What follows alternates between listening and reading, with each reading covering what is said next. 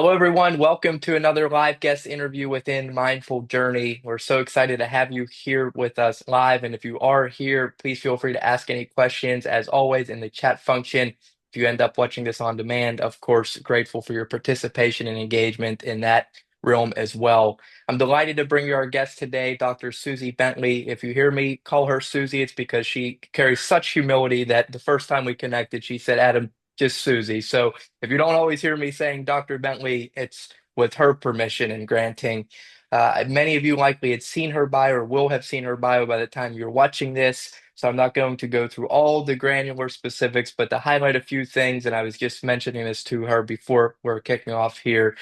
She wears many hats. She is the Chief Wellness Officer, still, from my knowledge, a practicing emergency medicine physician, leading, founded a support group of sorts within NYC Health and Hospitals at Elmhurst, called Healers Heal, if I'm not mistaken. Is that accurate? Helping Okay. healers heal. Helping Healers Heal. Thank you for that. I didn't want to just be reading from something, so I tried to ad lib. Um, she is also a professor of emergency medicine at Mount Sinai. And beyond all of those hats that she wears, she is a mother and she experiences life just like each and every one of us. And that's what really drew me to her messaging and what it is that she's doing in the world beyond medicine. So we're all in for a treat today to learn from Dr. Bentley. As you'll see in how she articulates things, or just a warmth and a genuine care that can be felt. So our conversation today is unscripted. It will be wide ranging. We'll definitely dive into medicine. I've kind of got a few ideas in my mind of the things I want to talk about as it relates to that world, but we'll also talk about her life story and journey. So, with all of that being said, Dr. Bentley, thanks for being here. Thank you, Adam. I'm really excited to be here with you. Thank you. So, would you mind sharing your journey into medicine? What got you into it, and then what does a day in the world, in your world, look like today? Sure. So, depends how far back we should start, but I'll tell you, I was always one of those kids. I was a babysitter when I was, early teen years, and I took a course to learn CPR and how to help. And I remember really wishing that no one would need it. But if someone did, I hoped I was there to be the helper, and then became a lifeguard. Same thing. I just felt almost like pulled into wanting to help, especially in crisis. Although at that time I didn't know. I think it was just dramatic and exciting. Became an EMT in college. Already at that point, I think I always knew I wanted to go to medical school, but that really solidified it for me. And then went to medical school, went on to residency, and really never looked back. But I do have as you outlined in the beautiful intro you gave me, a bit of a winding path, because I don't think I ever imagined this would be what I was doing now if you had asked me way back when. And it is all unified, but also really very diverse. And it's been a very cool progression. hmm I love that, at least when we first connected, and we'll dive into this, I'm sure, it seems like, Susie, you've kind of allowed things to evolve naturally. I think sometimes people put pressure on things and, folks go to medical school because their parents tell them you have to go to medical school. And it's almost, from my vantage point, you've kind of allowed life to evolve and follow your heart of sorts. And I think people can think that's a cliche of following your heart, but I'd like to ask you, um, how did you have the courage to, follow that nudge that you were having without, sometimes this voice comes up that says, you can't go to medical school. Who do you think you are? You can't do, especially if you didn't come from a family of, medical practitioners. What do you recall maybe in those early moments, if that voice showed up, of saying to yourself to contradict it? Interesting that you say that, because that is definitely true. And we sometimes people call it imposter syndrome, but I think that that really is there at every level, at all stages. And I'll tell you a secret, which I bet you already know, is that it never actually ends. So Mm, first it's the doubt if you can be the one to go to medical school, then if you can get through it, then if you can get mhm, into residency, then you're there. It's that arrival fallacy. And even now, I have days I show up wondering, what business do I have leading this or guiding mhm, people in this way? And you use the word courage, which is generous and not necessarily one that I would say, but I think there is some courage in just leaping. And Mm, I learned probably 10 plus years ago to say yes. If it mhm, felt like it could be a great opportunity to say yes and then to work really, really hard to make it work. An example, mhm, they said, "Do you want to build a simulation center?" And I was doing some simulation, really had no training in it. And I said, "Absolutely." And then I turned around after I walked out of the meeting and said to myself, what am I doing? I have no idea how to build a simulation center, let alone grow other people in sim, let alone do sim. And, here we are now. It's over 10 years later, and that center is flourishing. I've handed it off. I'm into a new sim role. But I think some of it is working through the fear. And mhm, that maybe is the same as courage, maybe not. It was just kind of leaping and knowing I would make the best of it. And I think also knowing having a support system both around you but also within you to know that you can ask for help. And that's been mhm, a huge thing all along. I've been blessed to have mentors and advisors and sponsors, and I have really just always been open. I'll be the first person still in any room to say, teach me everything you mhm. know, because people always know more than each other because we all know different things. And I think being an educator, I've learned how much I have to learn, and it's helped a lot. But a lot of it Uh, is just figuring it out as you go and being open for the journey.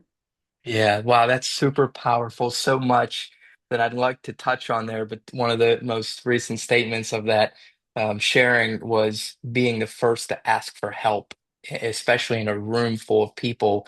That, in my opinion, does take courage. And in the medical world, as I think I told you the first time we connected, I'm a little bit of a nerd for it, have no background in it, have read just a bunch of books, have a deep appreciation for what you all do in all aspects of medicine. But I sense that in that space, there's such a pride that folks aren't willing to admit I need help. So, and I know you mentioned this in your bio, so I know you're passionate about destigmatizing mental health. How in your world, in a industry of high performers where egos can be prevalent, or uh do you find, number one, how do you find the courage to be like, I need help, and then secondarily, how do you get your colleagues who genuinely probably need assistance to speak up and do the same? I think way back when it was different. But to answer your question from the present moment, there are definitely egos in play. And I laughed when you said that. I think any industry, but definitely healthcare, is one in which, especially as a physician, the expectation is everything. Hmm. Definitely people looking in, there's that whole like, well, aren't you God? Can't you control the outcome? And that's what makes it really, really hard, both realistically as well as mentally, to practice medicine and to support each other. But that I think is the big culture change. And I'll say, I'll ask for help sometimes, even when I really don't need it, or I'm pretty sure of the thing that I would like to do or the answer I would give. Because I think Hmm. at this point in my life, role modeling, asking for help is really just the way we give others permission to ask. Wow, So yes. I love, as one of the senior physicians, to sometimes just say, I really don't remember this.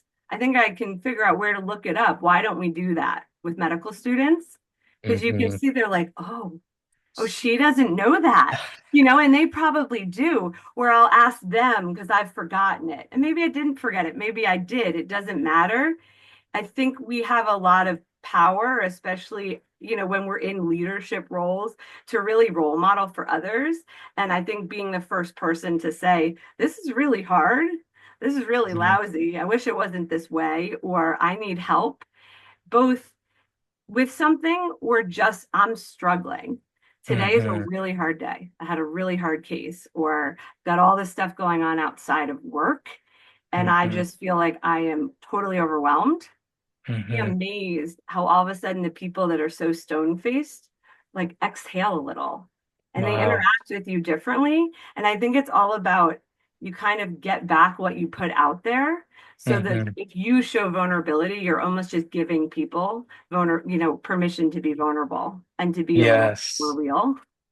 Yes, well, I love, love, love. That's what was on kind of on my mind is you're almost giving them permission, you by saying, I need help with this.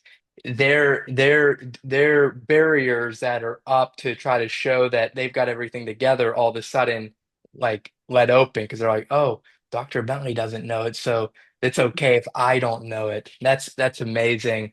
What about leaders who don't embrace this, Susie? Leaders who, because we see this in work I do still outside of Mindful Journey, just in leadership training, consulting stuff.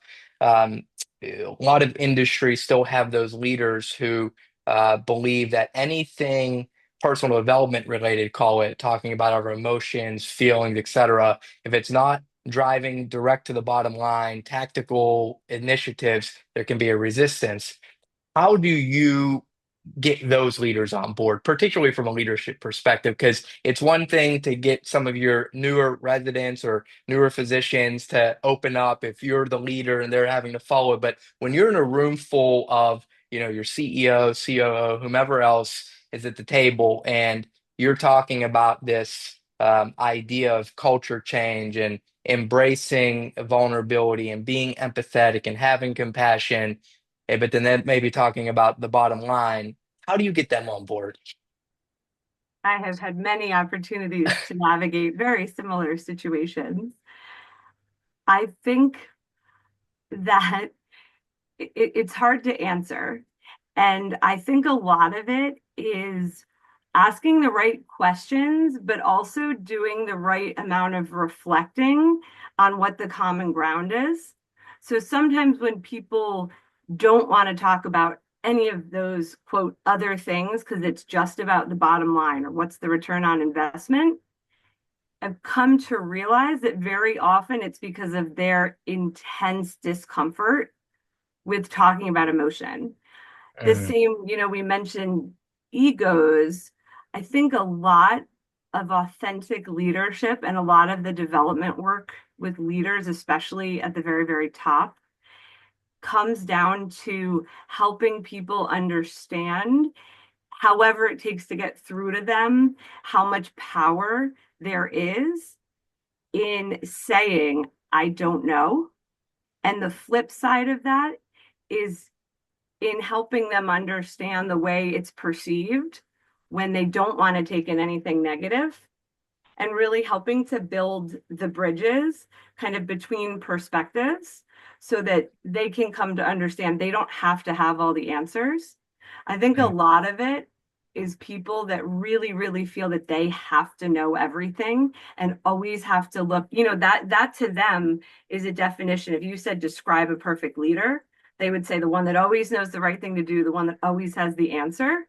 And that is a leadership style that I think is still very prevalent.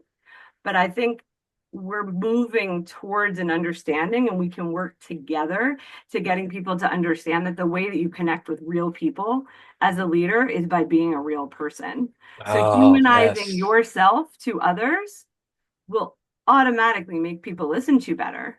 Because when you have Hmm. all the answers and you always know the right thing to say and this and that, people just kind of tune out because no Yes. one is like that. That is a facade. And if you can't get past that, people see through it. And I'd say the best Yes. example is, after COVID, how do you rebuild bridges and trust from leadership to the front line where Yep. so much was eroded? Not Mm, not any one particular place, but just within healthcare in the world. And a lot of that has to come down to the brave spaces that we talk about not having all the answers because no one hmm. does. And you sound a Hmm. little foolish when you continue to show up every day like you do. But Yes. again, this whole we're human and it's a mess is so natural and so realistic. But a lot of people that have always had it role modeled for them that they need to be buttoned up and always very serious and it's just work. It's a huge culture shift. It's a huge leap to being more vulnerable. But I'll tell you, I Mhm. have seen the coolest really transformations in some leaders when they suddenly just sit down with a cup of coffee with a staff member and say, like, I can't fix everything, but what do Yeah. you wish I knew? And I always Yeah. tell them, I always lead with, I don't have a magic wand. I Yeah. can't give you a raise. I don't have nurses in my pocket, but what can I do for you today? What can I advocate for? What can I escalate? And maybe it'll be nothing, but your voice will be heard. I can promise you I can take it to the table.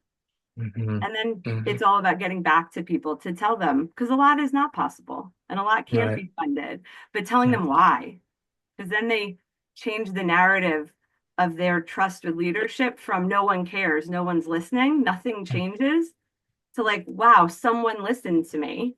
And even though I didn't get Yes. what I needed, I actually know that it was valuable. And now I understand why I don't have whatever it is that I think is important. Yes, yes, human to human. Use the word humanization, I think. Absolutely love that. And I've got to assume, again, having no real insights into what it's like in an ER or any hospital, be it, another level of a hospital, ICU, or, if it's a family medicine practice, even outside of a hospital, et cetera. I've got to assume, Susie, in this environment, that performance actually enhances because if I'm a nurse on a surgical team and a surgeon is performing surgery and he or she, the nurse that is, if they feel empowered and compelled to assist in the way that they're most able, they're going to insert themselves. And I forget where I read it somewhere. I guess like nurses can't recommend specifics, but they can nudge a physician or surgeon to like be guided in a different direction, and in many occurrences have saved surgeons in the moment. Would you mind sharing what your findings might have been thus far at and I forgive me, I think it's NYC Health and Hospitals, right, at Elmhurst, or do I Yeah. have it backwards? Okay, No, it's got yeah, NYC Health and Hospitals / Elmhurst if you're writing it, okay, but you can just we just call it Elmhurst. Elmhurst. But Okay, so yes, part of the system. at Elmhurst, this culture shift that you're helping to facilitate and drive, have you all been able to identify, I obviously I'm a big believer what you're doing, and I even when I'm trying to sell Mindful Journey, people are always saying quantify it. Some things can't be quantified, but I'm curious, have you been able to kind of put numbers, if you will, to hey, we've had less patients die in our care as a result year over year. Has some of that taken place, and would you mind sharing if so?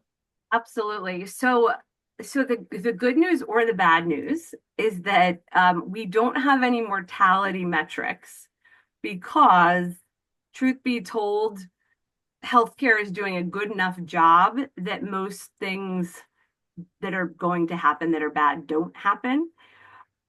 We do know, and there are great studies, that there are less medical errors that happen. There's more speaking up, all of the quality and safety metrics. And then the huge other piece is around compassionate care and the experiences of care that the patients have.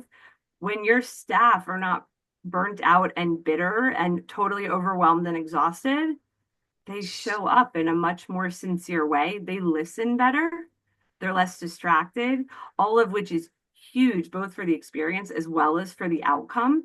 Teamwork soars, all of the above.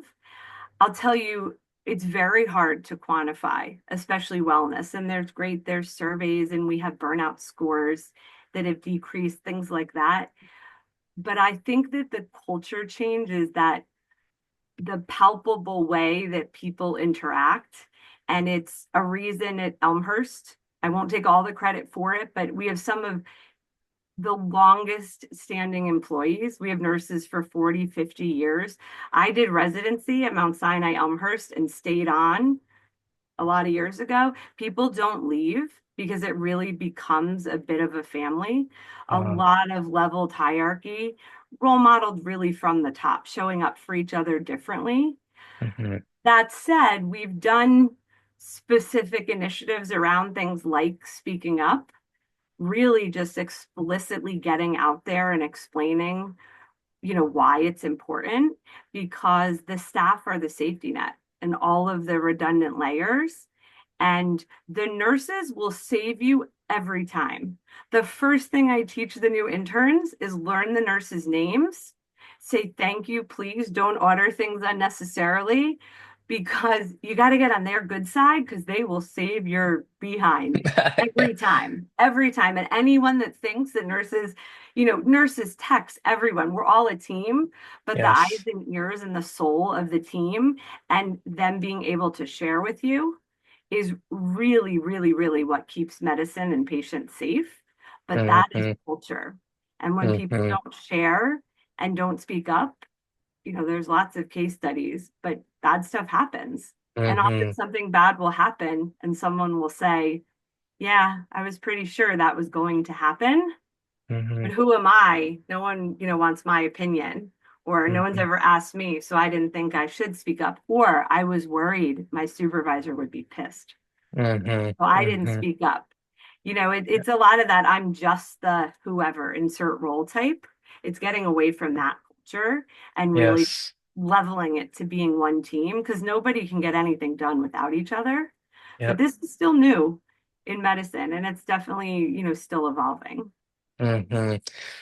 Also, so true. My goodness. I'm gonna have to go back and rewatch the podcast myself. I've been trying to take a few notes to trigger me for other questions I want to ask you so I don't forget, but you're giving us so much good information, Susie, and what you're saying about the team, the collection. I've always been a believer in that. There was a speech that I heard a while back where they brought and I believe the story was true. The gentleman who was delivering the speech was about a time that JFK went to NASA when NASA was just coming about in the 60s, and he came across a custodian and said, "Hey, what's your role here?" And he said, "I'm putting a man on the moon." Yet he was on the front lines from an organizational hierarchy standpoint, and there's so much truth in that. And what I'm hearing from you is that although the attending in a ER might be the one who's like doing the intricate work. Everyone needs to be in a synchronicity to make it successful. So, kudos to the work that you're doing and what you're driving. I am curious, as again a nerd for this stuff, not knowing what's it like in the ER. Because from my vantage point in the show, there's a new show out actually called The Pit. I don't. Are you familiar I with? am aware, yes. So I hear everyone's talking about it, and what we can talk about that on the back end of this, that if there's realization that is true, but what's it like in the ER? How do you keep your composure when you're running from patient to patient? Is there something you personally have done to ensure that the best Susie shows up in this moment? Um, it is organized chaos on the best day. It is not unique to Elmhurst, but every ER everywhere is so overcrowded and overburdened and such systemic issues in healthcare. And the ERs can never say no. Our doors never close. So if all of your ICUs are full, then the ICU patients, they hang out in the emergency department and you make it work. And I think COVID, we showed how you just make it work. You just add ventilators in the waiting room, anywhere they'll fit. The ER is the best example of teamwork, I would say, because number one, you physically work in teams. So there's usually an attending, several residents, and then all the nurses, and you own a side or a piece of the physical emergency department based on how it's laid out. So a room, whatever it might be. And there is a system in how people get seen, but you all become the eyes and ears for each other because things change so quickly. Triage nurses do an amazing job of figuring out, who is sick right now, who is about to be sick in an hour, where they need to go. But things always get missed. And then at Elmhurst, we speak 182 languages. You Wow. throw in lots of other barriers to providing the amazing care you show up every day to do, and things can absolutely get missed. The Swiss cheese model is alive and well, and that's where it just like really crystallizes what you were saying about the team because it Hmm. doesn't matter. There's no, oh, that's not my patient. If someone needs help, then that's your patient in that moment. And it's really just an ownership over the chaos of Hmm. continuing to move people through. Hmm. I will share that I worry really for the world, definitely for America. I worry very, very deeply. If you ask me what keeps me up at night, I worry about both the healthcare system as a whole, but about our emergency departments because they are at the breaking point. And Hmm. I feel very helpless. I don't think anyone has a solution. People continue getting older, they continue getting sicker. The population's growing, but yet we're seeing ERs close. In Queens alone, in the however many 10, 15 years, we've lost several. We just lost another in Manhattan. And those hundreds, thousands, or more people, they just get picked up everywhere else. It's really like you just keep saying yes and doing the best you can, but the toll on the providers, the physicians, the nurses, everyone is just absolutely astronomical. And the trauma that really everyone in a hospital, but in particular the emergency department, just continues to swallow down is really devastating and really, really concerning. So all the Hmm. culture shifts are fantastic. There's a lot of work being done to do what we can do to improve them. But I think the pit, going back to that, maybe is the first show to give even a close to realistic view of really how bad emergency departments are right now across America. And Wow. people will say, "Oh, is it really that bad? I saw this episode and this was happening and someone was having a seizure and it's like it's definitely that bad, only it's that bad times a few more levels Wow. plus probably someone got assaulted potentially that day. Workplace Wow. violence against the staff. And what do we learn even as kids in an unsafe situation is to run. But you're in an emergency department with stretchers in the hallways, stretchers everywhere they fit. Sometimes you're squeezing right between two beds. There's no way to run. So Wow. the moral injury of it is you almost feel like you're going to work accepting a fate because you do know the risks, but that doesn't mean you're accepting them. It just means you're Mhm. continuing to answer the call to go care for whoever needs you that day, no matter how they treat you or how they show up. And Wow. it's a really beautiful, powerful thing with a very unique group of people. But I think in America, we're walking a fine line between exploiting the calling that these Mhm. teams have, and the reason they keep showing up and just taking whatever the situation is versus really making some big changes. I Mhm. don't have the answer Mhm. to. I don't think anyone does. And I think that's why we are where we are. But things are Yeah. definitely not necessarily getting better anytime soon. Yeah. Way to Wow. be a downer. That was a real downer answer. No, Susie, thank you for, for Why my being role is raw this. and real and vulnerable with us. I'm sure non-medical practitioners who are listening or will listen to this have an appreciation for because it's funny, I've seen a lot of stuff on social media about the pit. I was particularly excited to talking to you today because, I'm like, oh, I'll ask Susie, is this show real or is it not? So to hear you say that there's a lot of similarities is interesting. And for just to give a little context to the listeners, there's a new show on Max called The Pit. If you haven't seen it, that gives a little bit of insight into what we're talking about, and basically just is a portrayal of what life is like in ER, and they have different characters, from the doctor and the nurses, etc. And I think one of the episodes there is somebody who gets hit, and like one of the nurses gets punched by somebody who's not being treated.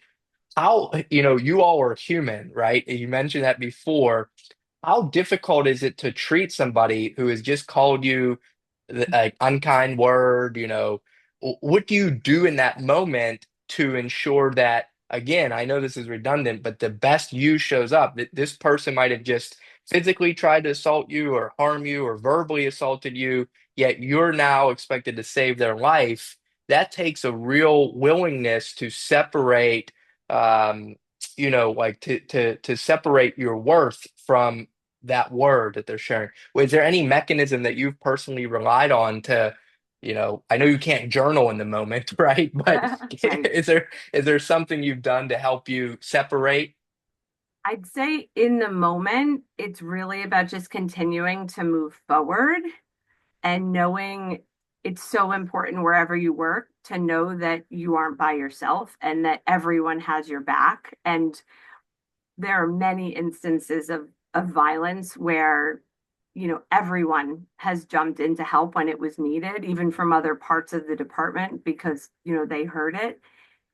I think it's about really anchoring in to not too much into that person and any judgment of why, but really knowing they must really be they're suffering, they're in pain, they're mentally ill, whatever it is. You're not excusing it, but you're humanizing them almost instantly in a way that just allows you to keep moving forward in caring for them. But it Hmm. is very hard. And I will say a huge part, I think, of being able to continue showing up. And I'm biased, obviously, because it is the peer support program that I started. But Helping Healers Heal, our peer support program, we have systematized trying to do outreach to support staff, and violence is a particularly hot topic that I am working on because you can't always prevent it. And in the moment, you have to act the best that you can. And we're trying to, have response teams and really come up with ways to make things safer. But what we can control is how we show up afterwards for each other. Hmm. And Love it. that has been huge because I hours of examples where I've called the staff member and said, wow, what a shift. Introduced myself, said, I heard this happened. I'm really just reaching out as a peer. This is what the program is. This is all confidential. I just wanted you to know that I think that that sucks that that happens. And that shouldn't happen to you or anybody else. I can't prevent it. Hmm. It already happened. How are you? And Hmm. sometimes people are so caught off guard. And a lot of times the response is like, oh, that was nothing. Oh, that was part of the course. But let me tell you about 7 years ago when I got knocked out wherever in the hospital.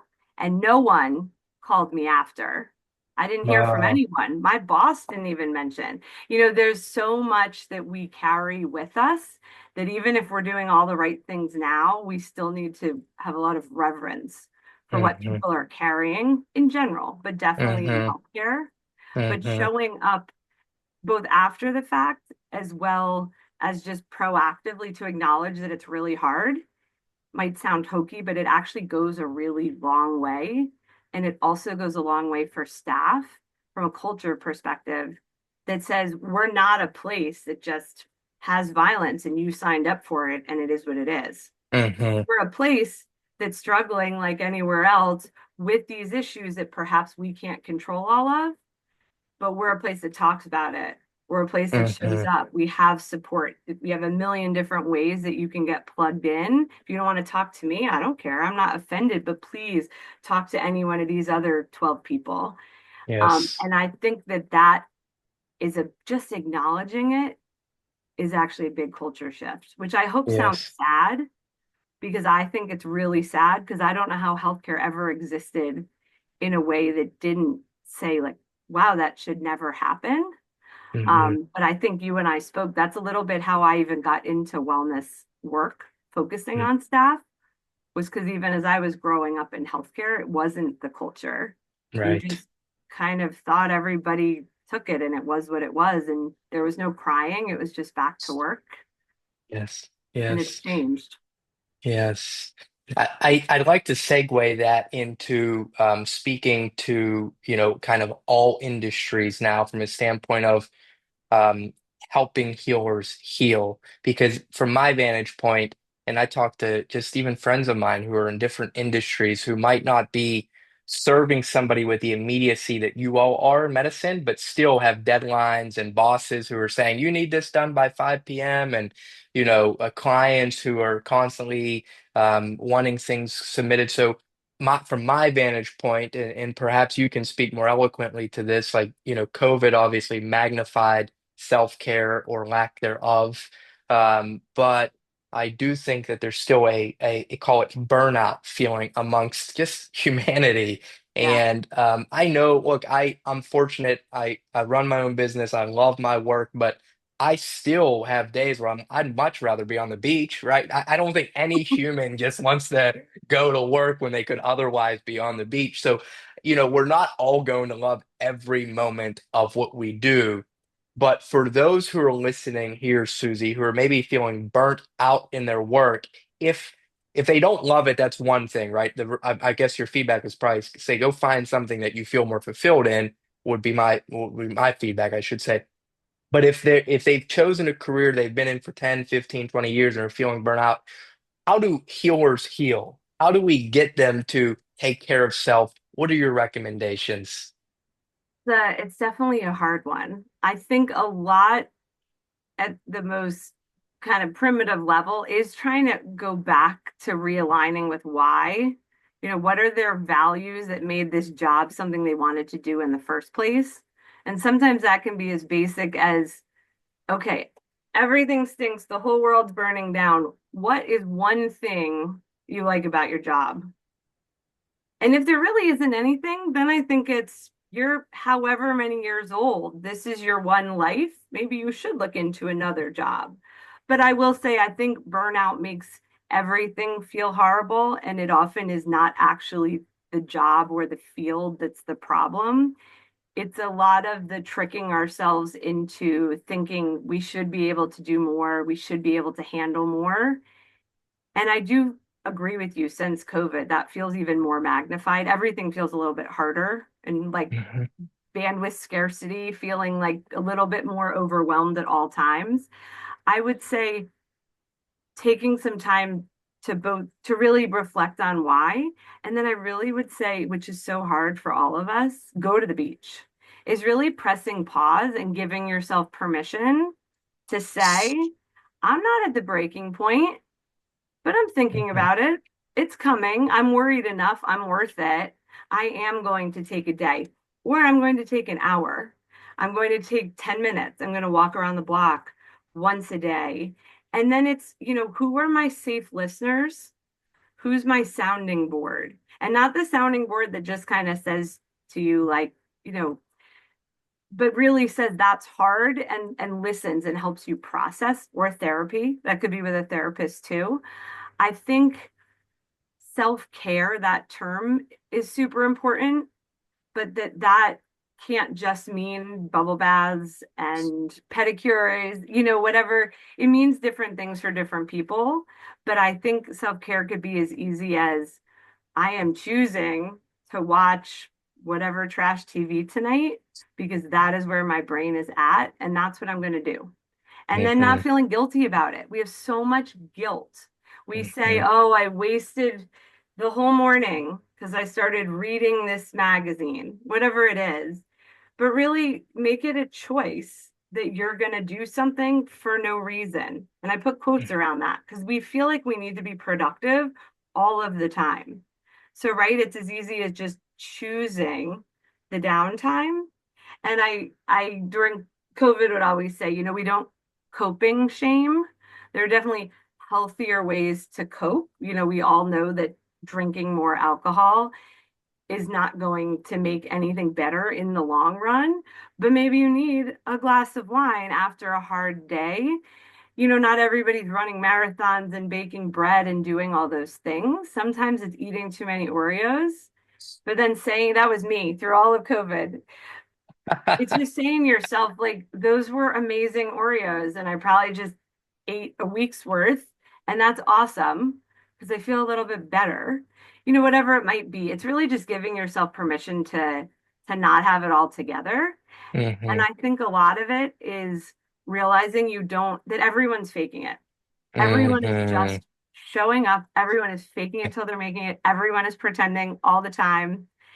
And and that's been really like the burning platform, I think, for helping healers heal. I always say if one person feels less alone, then that is the job. Because Mhm. people think and this is not unique to healthcare, but they think they're the only one. I'm the only one that can't handle this. I'm the only Yes. one. that's up against this deadline. And that narrative we tell ourselves is really powerful and also really isolating. And some of it is Right. the thought work of just saying, am I the only one? Is that actually possibly true? And sometimes look at your colleagues and just laugh to yourself, knowing they're faking it too, and they're all stressed. And then, just figuring out what it is you need to do to feel even 1% better, because we Hmm. often do have more control over things than we think. But I think people really need to know, they're not the only one crying in the shower after a horrible shift, so no one sees them, right? No one Yeah. should be crying by themselves, Yeah. but lots of people are. And that's okay. Hmm. We would love for them to talk to people, but a lot of people just internalize that they then you just start to globalize and nothing will ever get better once you get into that. And I Hmm. will also say I tell people they should have stress self-care stress plans, which is really a question I pose to people. So when you're not at the breaking point or totally burnt out, Googling what is burnout, is this me? What are you going to do when the proverbial SHIT hits the fan? Who are you going to call, even if it's 2 a.m.? What is it that you need? Figure out now. Are you someone that feels better when you walk around the block, you leave the office? And maybe it is taking a bath, but you need to think about those things really before you're sitting in the worst of it and have a plan for that because we've all been there and we're all going to be there again. And we're all, one misstep or one unforeseen circumstance away from having the worst day of our life. And Hmm. sometimes people think it sounds really negative to plan ahead for that, but I think it's just reality. And I think you Hmm. take back a lot of control when you plan for what you're going to do when you need to be supported. Yes, I like that. I've not heard that before, Susie, and you're challenging me to kind of think I through. am. I've got my own routines. Journaling is hugely important to me, and meditation. Um, and yeah, I work out, so the gym and running. Running tends to be more mentally therapeutic. Like I'll put my music on, and if I'm having, I always say to people, I pride myself on not having a bad day. That's not because I'm special. I have plenty of bad moments. I don't like my tire getting flat. I get frustrated in traffic, all the things that we all experience as humans. But little things like running can get me out of that. And so it doesn't intensify to a bad day. So those things are good. But what you're saying, I like the idea of planning for potentially a worst case scenario that I've never even been exposed to ensure that I can continue this streak of non-bad days. Wow. So many directions I want to continue to go with this, but I want to be mindful of our time. So I'd like to well, first of all, I'd like to personalize it a little bit with you. Would you mind sharing one of your own routines? Like, what's a habit? And the Oreo thing, thank you for being human. I'm a dessert guy at the end, I'm not too prideful to admit that can be my that mechanism to make me feel better in moments too. But what beyond Oreos have you relied on to help you show up at your best? And truly, people were giving me Oreos as a joke long after COVID because that was became known as my thing. Things that I have relied on, which might sound a little counterintuitive, I think the way maybe this is bigger than your question, but the way I've healed a lot of my own burnout and the feeling of helplessness is actually through helping other people and Hmm. really showing up for people in a way that people perhaps didn't show up for me when I was earlier in my medical career. And I think that's been very empowering to anchor into. I think at the day-to-day level of continuing to stay well, um, because like you mentioned earlier, and for all of us, we have our work hat, we take that off, and then it's right into, sometimes I joke the real work starts when I get home. The kids are dysregulated and, all over the place, and laundry has to be done, all the things, right, at once. Um, I really, and again, debriefing is my jam, as we say, and really the unifier for me. But self debriefing, which is a little bit maybe of mindset work, is something that I have come to realize I do a lot. And that's just probably a little bit of structured reflection. So when something is either really wrong, didn't go well, I'll actually pause and say, like, huh, how did that go? And then really, how did it feel? And often the answer is actually, when I think about it, horrible. And my feelings are hurt, or this happened. But, in the moment, you don't take time to process it. Sometimes just acknowledging that it was lousy is enough to be like, okay. And then Mhm. really, what can I learn from it? And what could I do differently, especially if it's, a scenario or something at work or even with the kids. Or if something went really, really well, I really try to make it a practice of understanding or thinking about, like, why did that feel so great? Why did that go so well? What can I learn from it so I can keep doing that thing or work Mhm. in more of that? For encounters with staff, either that I'm supporting or different projects, even interacting with the kids. We all replay our words a million times, but really trying, instead of just ruminating, to learn from it. And then I'd say self compassion or self forgiveness Mhm. is huge. And sometimes almost talking in my head to myself of like, yeah, you screwed that up, but you It's get more okay. chances. It's not the Yeah. worst. And I will also say the safe listeners is huge. And for me, I call my mom almost every day in the car. That's And awesome. sometimes it's, hey, I'm alive and well and I'm in the middle of stuff, but everything good with you? 30 seconds, click. And sometimes I will just talk at her for the whole car ride home. And then I'll say, oh my God, mom, how are you? I don't think I even took a breath. And then she'll say, no, I'm good. Yeah, you didn't take a breath, but wow, what a day. And then I'm like, I actually feel a lot better. I often am like, I hope I didn't make you feel worse. But who are the trusted sounding boards that know you so well that you don't have to? We all kind of sugarcoat or change things when we share them for Mhm. that fear of judgment from the other Wow. side. But So there powerful. are people who you can just be you with, and they're rare. And if you Hmm. can figure out who they are, that is such a precious resource that I would say don't undervalue. Really, the sounding board, not the echo chamber, the sounding board, the one that will also call you on your self-pity after they make you feel a little better. The people, you need people to call you out, tell you when you're wrong, tell you when you're Yes. being a jerk, right? Hmm. Where you need to tone it down. Um, and I think I'm very blessed to have found a lot of those people. Yeah. I think because I call them out on stuff so they know they have permission to do it back. And that is really the basis, of a partnership. Yes, Well, yes, call your yes. mom, your dad, your uncle, your best friend, your spouse, whoever, but really, who are the people that help you become the best version of yourself, even if it's just for that moment.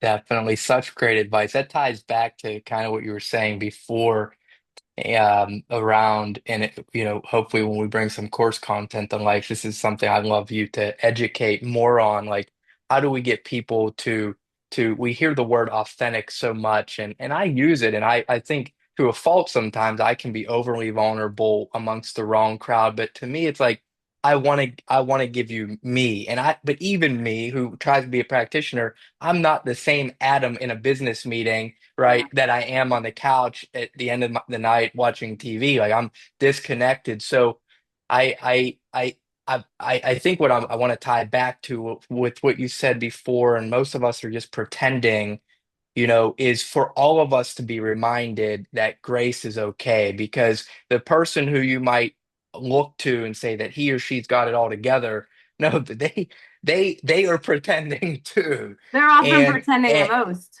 yes, yes, so true. And so there's comfort in that, and really powerful. Time doesn't permit to continue to dive down that path. So I just wanted to make the comment to try to connect the dots for the listeners of like what I'm hearing from you is being real with as many people as possible, because you're going to heal as you know, as a result.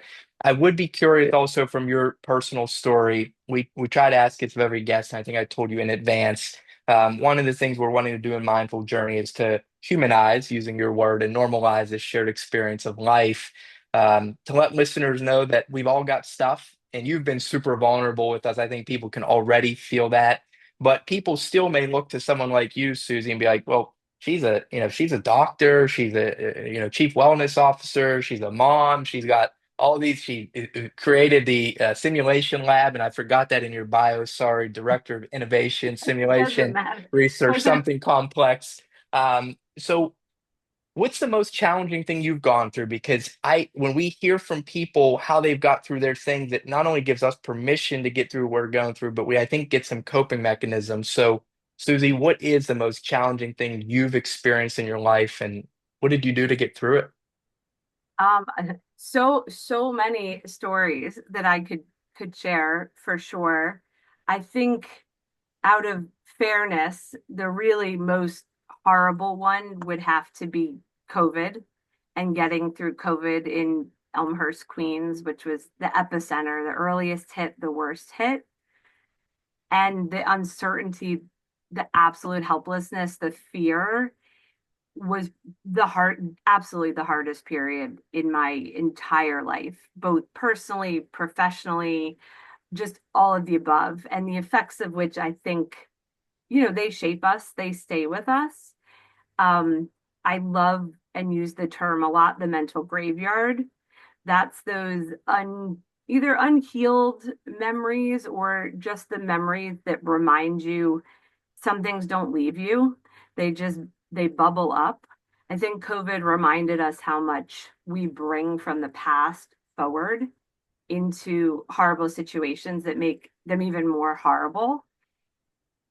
And I think the way that I got through it was really by buckling down. And there were times where I would be absolutely sobbing and thinking, laying awake, like, what if this was it? What if this was it? What if I didn't, the kids, this was how long they had me because I have COVID. And then I'd realize I was just sweating because it was a long day and I didn't actually have a fever. But that waiting, and this is what people were dying all around us, was just insane and totally, totally surreal.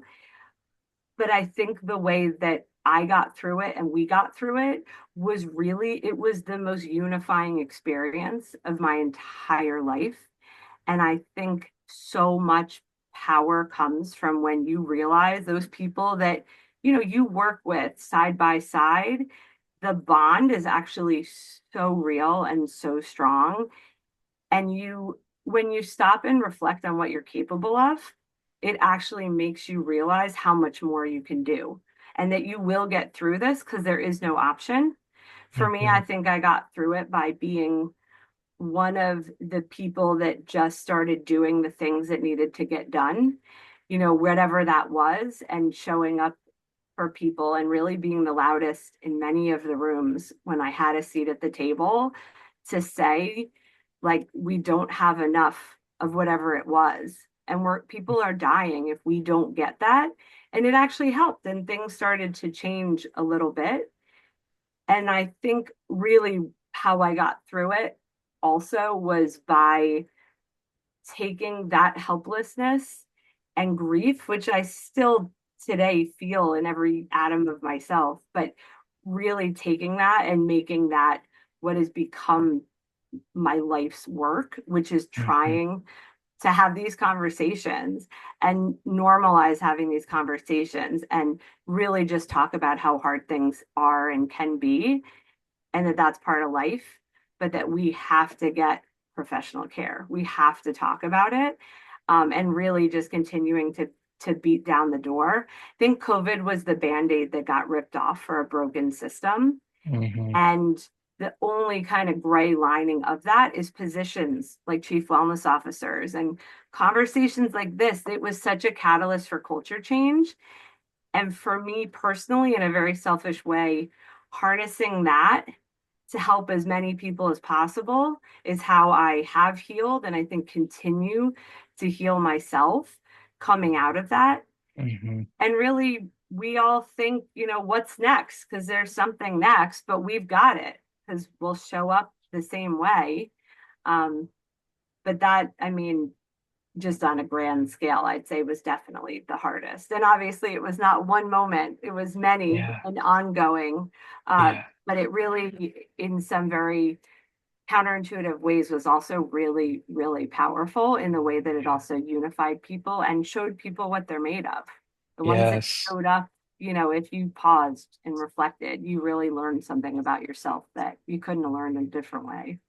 Yes. Yes. Well, thank you for your vulnerability again and reliving. I'm sure just as you're sharing, there might be, snippets coming in your mind of you being in the ER on a given day. So in some instances, that can be healing and therapeutic, and hopefully that's the case for you here now.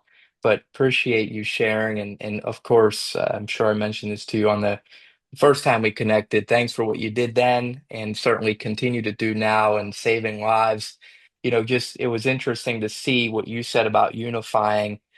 We never talk, obviously, politics and mindful journey, and we never will because I think there's we want to bring positivity and uplifting. So what I loved about those moments in COVID, even though there was such a like a divisiveness, there was still a connectedness. And that's what I like to celebrate, right? Is the people Absolutely. who were coming to bring you all food in the Right. hospitals, Right. right? Who they no one was, and I think humanity, when we can embrace the best of humanity, we don't begin asking each other about our religion, our background, our it's just we're connecting for the greater good and I'm purposely doing this like rising up motion because I think we all want better and more from ourselves and for each other. So that's awesome. I'd love to close with maybe just one light um a light subject. If you're time, we got 4 minutes. If that's still Sure. good, I'd like to, if you don't mind, maybe share something with the everyday listener on here now, or who may watch later that doesn't know about medicine. Like,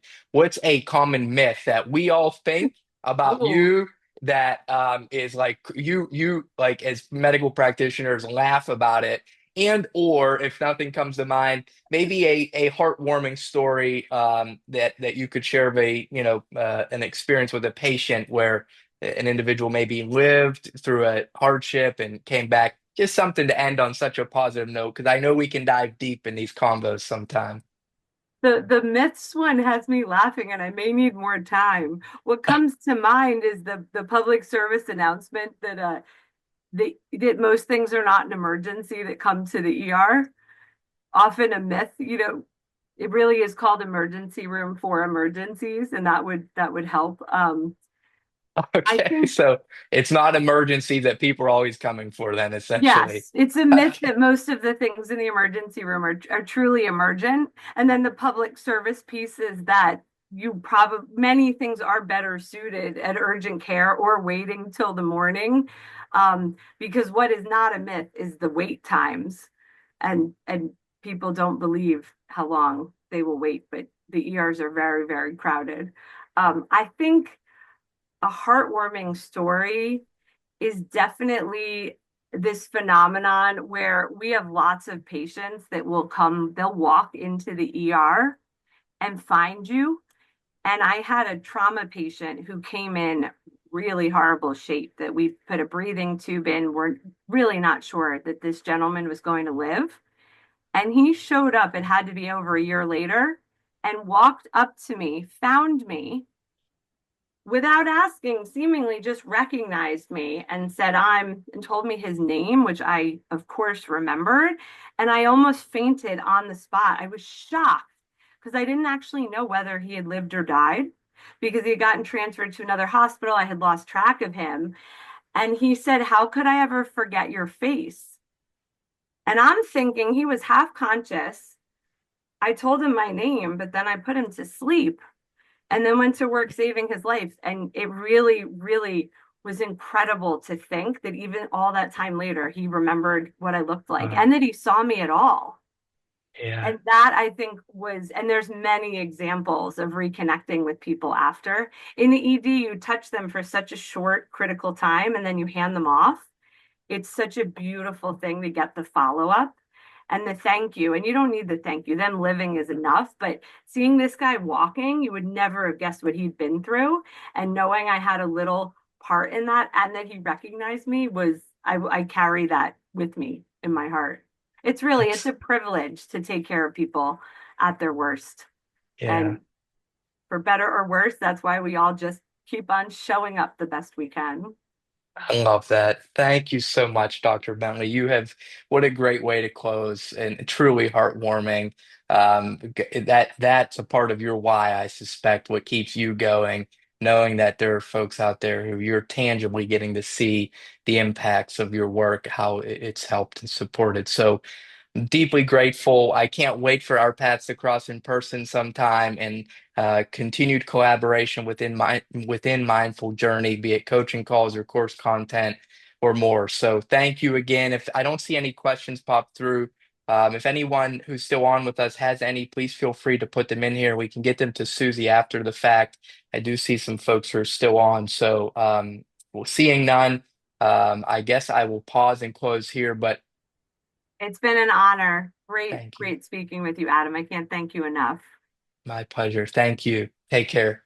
See you, Bye. Susie.